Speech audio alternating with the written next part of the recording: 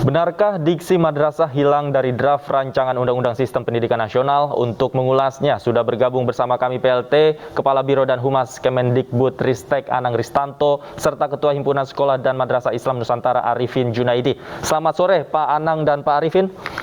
Selamat sore. Selamat sore. Baik, Pak Davi, Pak Arifin. Selamat sore. Saya ingin ke Pak Anang terlebih dahulu. Pak Anang. Waalaikumsalam warahmatullahi wabarakatuh. Saya ingin ke Pak Anang. Pak Anang, apa betul frasa madrasah ini hilang dari draft RUU? Ya, dapat kami sampaikan Mas Davi bahwa dari awal tidak ada keinginan atau rencana untuk menghapus sekolah atau madrasah atau bentuk-bentuk satuan pendidikan lain dari sistem pendidikan nasional kita. Jadi sekolah maupun madrasah secara substansi tetap menjadi bagian dari jalur-jalur pendidikan yang diatur dalam batang tubuh dari revisi Undang-Undang Sisdiknas. Namun secara spesifik seperti SD, MI, SMP, MTS, SMA, dan SMK MA akan dijelaskan dalam bagian penjelasan. Hal ini dilakukan agar penamaan bentuk satuan pendidikan tidak diikat di tingkat undang-undang sehingga lebih fleksibel dan dinamis. Oke, tapi bukankah penamaan yang tadi Anda sebutkan madrasah ini kan dari Undang-Undang Sisdiknas sebelumnya tahun 2003 ini memang sudah ada, Pak. Kenapa kemudian harus pada saat ini draftnya disusun untuk menghilangkan frasa madrasah itu dan dimasukkan ke dalam penjelasan? Ya, sudah kami jelaskan tadi, Mas. Hal ini kami lakukan agar penamaan bentuk satuan pendidikan tidak diikat di tingkat undang-undang, tetapi di dalam penjelasan sehingga lebih fleksibel dan dinamis. Oke, baik. Saya ke Pak Arifin. Pak Arifin, tanggapan Anda terkait hilangnya frasa madrasah dalam draft undang-undang ini? Ya, sebenarnya pasal 17 ayat 2 dan pasal 18 ayat 2 Undang-Undang Sisdiknas nomor 20 tahun 2003 itu sudah fleksibel dan dinamis. Karena bunyinya apa?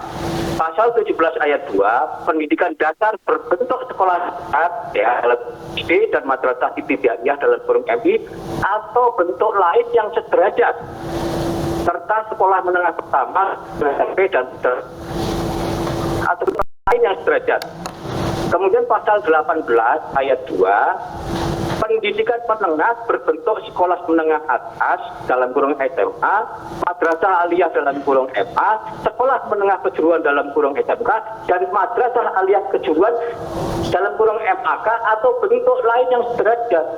Ini sudah sangat fleksibel sebenarnya. Penyebutannya boleh apa saja gitu, tetapi tingkatannya adalah seperti ini.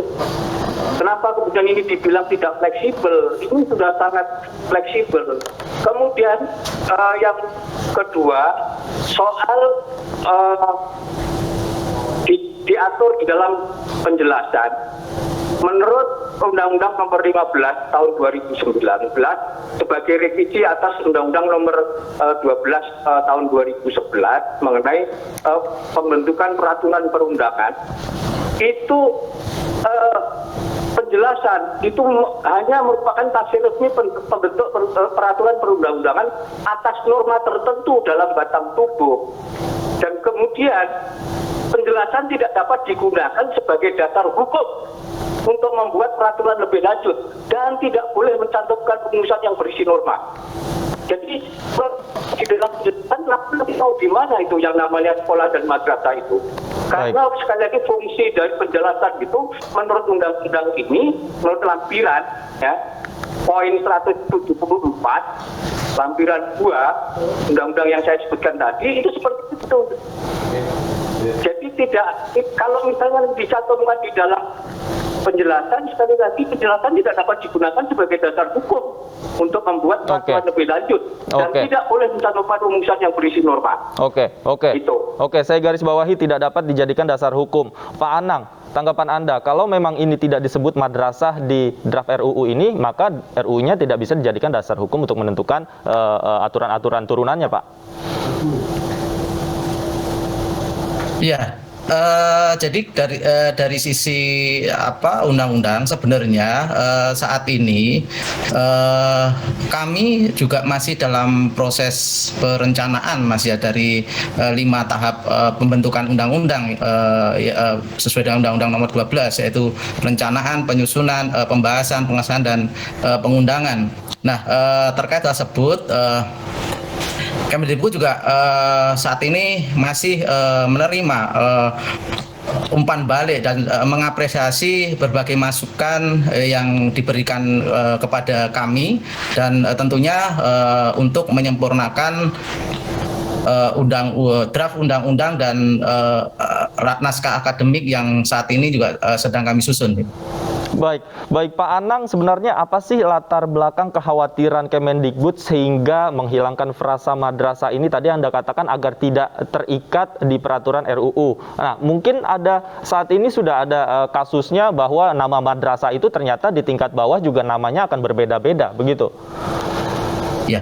Jadi sekali lagi Mas, kami tidak ada keinginan atau rencana untuk menghapus sekolah atau madrasah atau bentuk apapun. Jadi hal tersebut masih tetap ada. Seperti itu Mas. Ya, tetapi di dalam penjelasan kan itu Pak, kalau penjelasan tidak bisa dijadikan dasar hukum loh Pak. Menurut Undang-Undang Nomor 12 tahun 2011 itu